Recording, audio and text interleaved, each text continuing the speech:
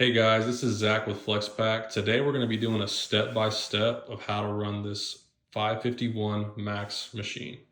First, I want to just introduce you guys the main components of this machine. As you can see, it has all aluminum finishes and it's made with 1-inch HDPE food grade plastic. It is very sturdy material. And also a good component of our machine is it's not encapsulated like a lot of other machines. As you can see, all of this is open, easy to clean, easy to take out. This cone plate is also removable. You can set it up here, and you can also clean out the bottom of your machine. If it gets sticky, these springs are also removable, and you can also clean in those gaps. We have these bottom rails that are for that have these guide pins installed that allow for that cone plate to have an even bounce so that it can pack those cones nice and evenly. This is what the inside of the machine looks like. Okay, going back to the Flexpak 551 Max, I'm going to go to the outside components of the machine and kind of show you how operations will work whenever you have your cones in the machine. First, I'm going to put this vibration plate back into the machine, and it sets on these guide pins and those springs just like that. First, I want to go over the rail system that we have in the machine. As you can see, we have all of these sizes listed on these rails. This is for a 109 millimeter cone. This is 98 for 98 millimeter. And as you can see, the 84 and the 70 millimeters are upside down. If you were to want to run a smaller size cone, you can flip these rails upside down, and then you'd be able to add in whatever size cone plates you need to run that size cone. So it's very versatile and able to run for the main sizes of cones all the way down to 70 millimeter, which are dog walker cones. Also, I want to point to the outside knobs. These knobs are adjustable, and they adjust those rails that can raise and lower our cone plate, which I'll be able to show you here in just a second. Okay guys, every 551 Max unit has a separate setup box that comes with the unit, and this is a good place to put your removable cone plate in to be able to preload these cones. So as you can see, we have 551 preloaded cones into this plate. It's also got these the same rails as the 551 that are adjustable, and these knobs allow this plate to move up and down, and we'll show you that process whenever we go to close the joints after they've been packed. So as you can see, we have this setup box that has been preloaded with these 109 millimeter raw cones. We're going to go ahead and take this plate and put it into our machine and show you what it looks like right before you run. So you grab it by those handles.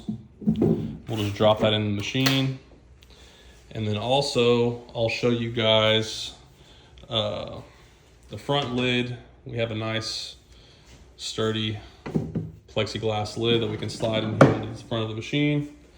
That'll keep material from getting on the outside of the machine and make it nice and clean while you're getting ready to pack these joints. We also have this lid that will go over top. You can take those knobs out. Let's show them those knobs again. So these knobs, these handles, have push buttons on the top, so you can actually put in and take out these handles into these plates. So you just push the button, slide them in, and then they grip, and you're able to pull those plates out. And also, they take right out just like that. This is what it looks like. We have our lid on top, and we're going to take that back out right when we get started to run.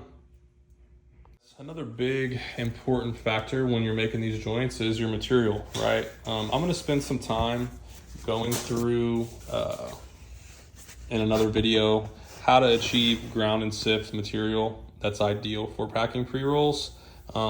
I would go ahead and venture to say that this part of the process is just as important as having a good pre-roll machine. We want to make sure this material is nice and consistent all the way through. Obviously, we want to sift out the sticks. We want to sift out anything that could cause the joint to not be able to pack correctly. This is also going to save you a bunch of time and labor of having to fix joints or having to go back and readjust your machine while you're packing these cones. So we have our 551 109 millimeter cones loaded into this machine. And I just kind of want to go over our metering process. This is going to be a little bit different from what you see in most machines of this sort. Our process is fully adjustable in the machine, and we'll show you exactly how we've developed this process and how we feel like it works better than what's on the market. It gives you full adjustability to be able to utilize different grades of materials, different moisture contents. We all know cannabis can be different from strain to strain. So this metering process allows for full adjustability to achieve your weights. If you, for example, need to, if we're going to put a gram in this plate, we're going to have this plate lowered all the way down to where the cone plate is even with the top of these papers, right? And then we're going to dump some material in, which we'll show you here in a minute. But if we need to add more material in to reach our gram, we have these knobs that I showed you on the side. These are going to allow you to raise that plate to be able to factor for more material to go into that cone, okay? And you can kind of see he's raising and lowering the plate up and down for that full adjustability, so you can achieve your desired weights. And we'll show you how that works here in just a second. We have a scale right here. So we're going to be able to weigh these joints as we test them in the plate. What we want to do is we want to create or set the height of this plate so that we know once we dump all of our material in the rest of the entire plate that we're going to hit our target weights, right? The biggest issues that people have when making joints is a lot of times when you're packing joints, you get finished even after you pack them and before you close them. Some people have to reweigh their joint every time before they can actually close them to make sure they're hitting target weights. And a lot of times that can lead to having to dump material out or even add material back in after the machine's already, or the joint's already been packed. So we're going to show you this process that takes away all of that extra labor and really is going to help your business quite a bit. So we have these cones up here in the top left. We're going to start by just dumping some material into these cones, and you can see that cone weighs relatively 0.29. Our target weight is going to be 1 gram of material in these cones, so about 1.3 would be our target weight. Some of the cones weigh a little bit less, some of the cones weigh a little bit more, so about between 1.25 to 1.35 should be pretty good to go. So we're going to dump this material in right here. You don't have to be very particular about it. Just dump some material in, and we're just going to use a card to kind of make sure the material falls into the cone.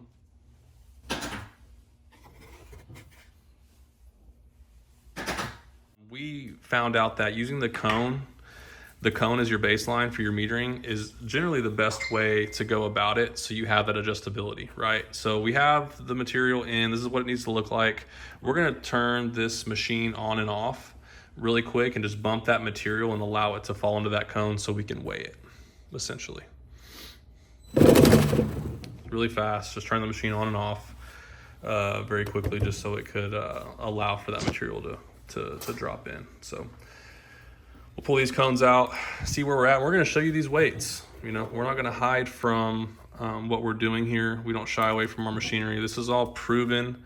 These are all proven processes that we've done for a very long time that work well, and they also work under duress, right? When you're working with different types of materials and you're working with different strains, some things may be harder to pack than others. Some things may be more fine, more fluffy. This actually happened to come out nice and good, but you know, if it hadn't, we're gonna weigh a few more of these. When you're weighing these, if you're getting a bunch of different weights, that can also attribute to your material being inconsistent, right?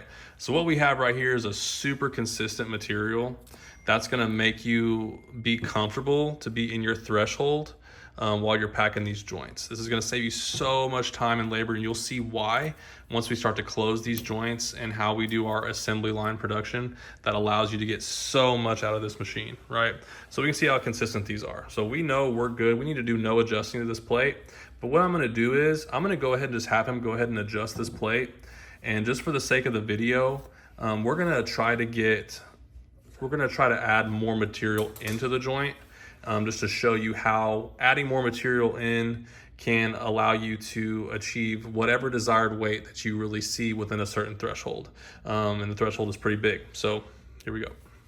So we already hit our target weights for these joints with right around 1.3, and they were very, very consistent. So we really don't need to adjust this plate to hit our 1 gram, but just for the sake, we're gonna try to hit 1.35 and just show you what it looks like to get more material into these cones and how it translates when you're having to do this adjustability while you're in your natural production line. So we're gonna raise this plate up using these knobs on the side, and we're just gonna raise it up enough to where we can get more material in this cone that can account for that extra 0.05 that, say we were short. Say we were hitting our cones at 1.25 and we needed to get them up to 1.3, or we were hitting them at 1.2 and we wanted to get them to 1.25. This is just for the sake of the video to show you the adjustability here. And we're also gonna take a little bit more time, and we're gonna test some more joints right here and pour some material in. That's the only way to do it. It seems like, you know, there is some redundancy here, but I want to just let you guys know you don't really see the benefits of this until you're on the back end of doing this production, how much time it really saves you. And also, once you get your rail set and you have your height where it needs to be on this machine, you don't have to do that again. You can actually run an entire batch, you know, 10 pound, 15 pound batch of that same strain, and you already know that your plate's going to be set to this height. So this is a one-time thing that you're going to do before you run a full batch of material. So I'm just going to have him dump some more material in, a few more cones for the sake of the video.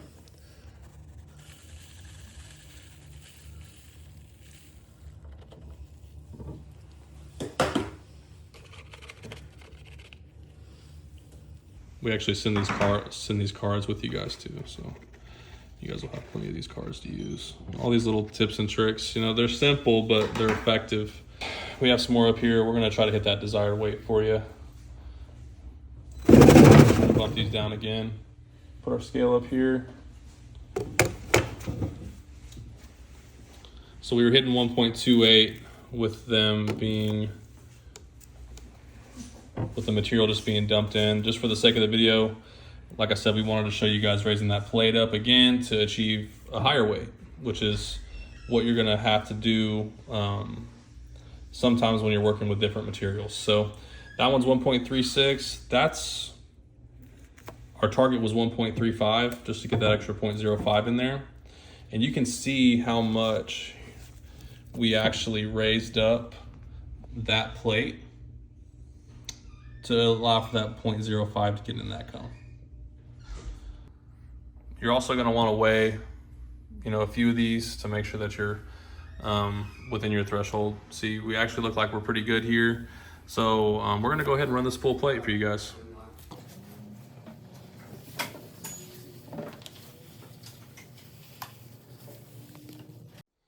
All right, so we dumped a bunch of material in. We're going to use that same card, and we're just going to spread this material around just so that it fills up those cones. We're not going to turn the machine on yet. We're just going to spread it all around and even it out throughout the plate so that we can get that material level in those cones. So one thing that we do want to kind of point out here is that whenever you're spreading this material around, you want to make sure just to kind of scoop under it and spread it around lightly. You don't want to press down like he's doing right there over the top of this material, because that can pack some material in those cones, and it can also you know, cause inconsistent weights in your joint. So just spread it around like he's doing. As you can see, there's a ton of material in this plate. You don't have to be super easy with it. Just spread it around to where it's even with the top of the papers, and then just pull out the excess.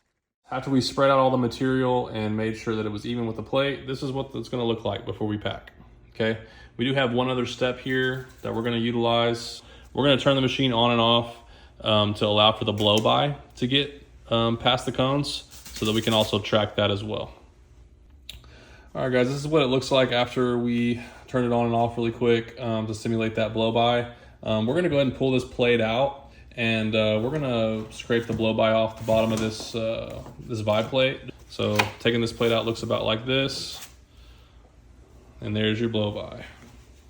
Okay, so we got our blow by cleaned out. We're gonna put this plate back in the machine, and we're gonna go ahead and run this this plate. All right, we put our lid on, so that's gonna allow for these cones to bounce up and down and no material to come out onto that cone plate. We also have our variable speed controller over here. This allows you to adjust the actual packing rate of the cones. We usually like to run it between 40 and 60, depending. We're gonna run this at about 49, and we're just gonna allow for these cones to pack. They're gonna pack relatively quickly. Just make sure that the rule of thumb is about 30-second runs, 15 to 30-second runs. Pull it out, check the bottom of your cone, make sure it's packed at the bottom, which I'll show you, and then you can kind of judge how much you want to pack it or if you're good to go.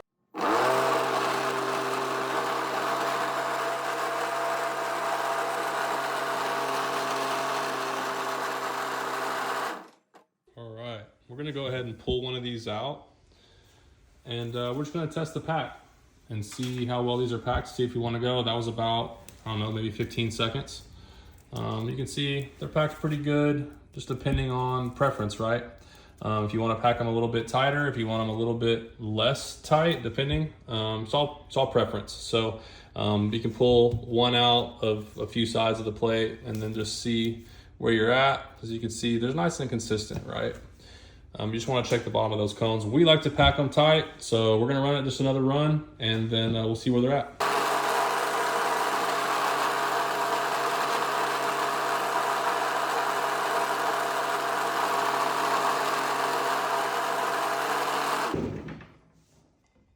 All right, guys, that was about 30 seconds. These should be nice and packed. Yeah. We'll touch the bottom just to make sure they're good. Yeah, they're nice and packed. All right, we're gonna pull this plate out. I'm gonna go ahead and do it in real time so that you can see how nice and packed these joints are. I'm gonna have them go ahead and just pull this plate out. We're gonna pull the plate out and we're gonna set it in our separate setup box right over here. And you'll get a good vision of the consistency of these cones. So that's the name of the game, right? Whenever you're running these types of machines, you have to have consistency in your cones. So we're gonna lower this down. We'll show you how that works as well. Just twist the knobs, lower it down so you can actually see that material. Raise it back up here in just a second.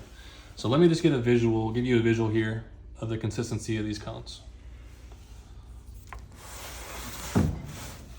So you can see that they are absolutely uniform across the plate. This is how you know you have a good pre-roll machine. They can pack cones just like this.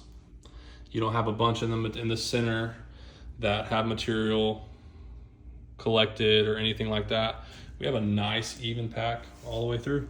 Now we're gonna talk about closing. So essentially what the next step is here, we're gonna raise that plate back up to where the cone plate is just above the material that's in the cone. So we're just gonna leave the actual leftover paper visible, and that's about it.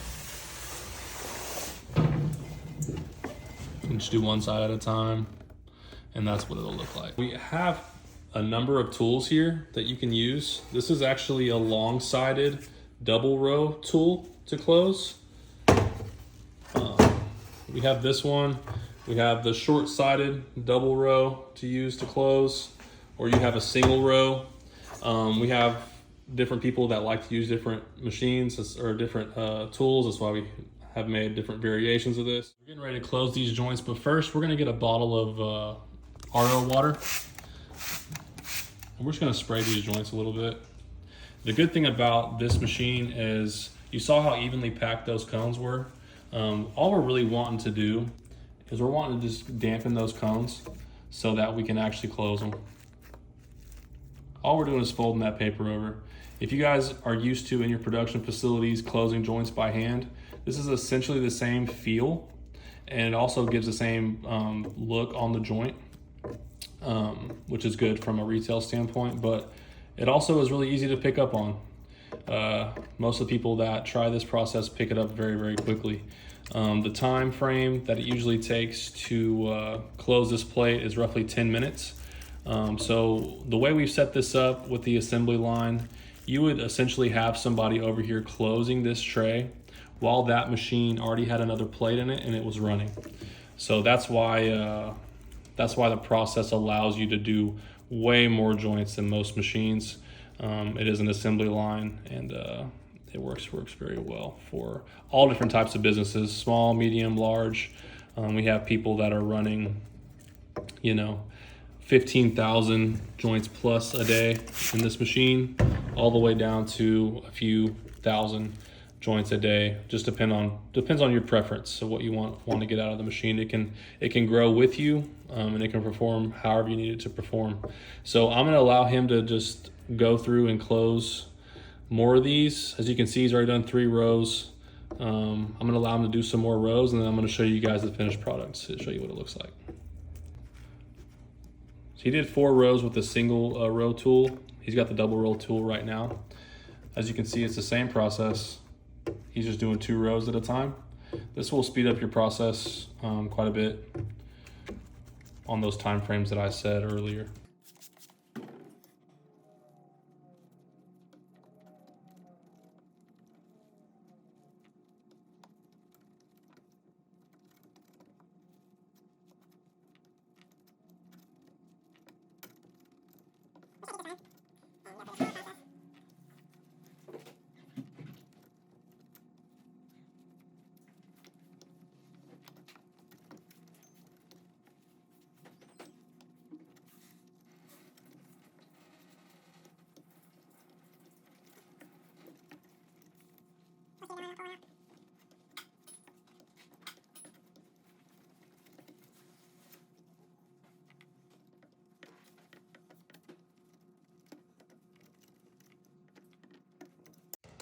Keep going.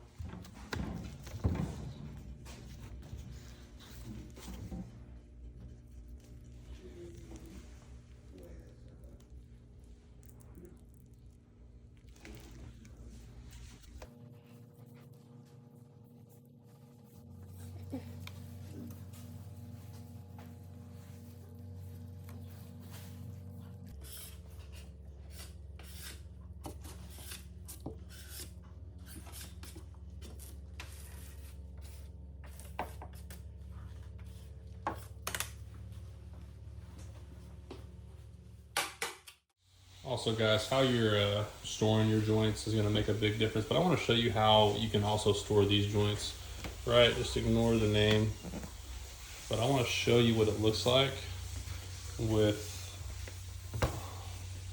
these in the tote here.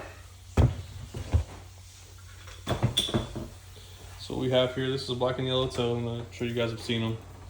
These are what some finished joints look like in here and how they're stored. So as you can see, these are all nice and consistent, nice and closed. You can actually dump that plate after you're done packing these joints straight into a tub like this. Keep rolling.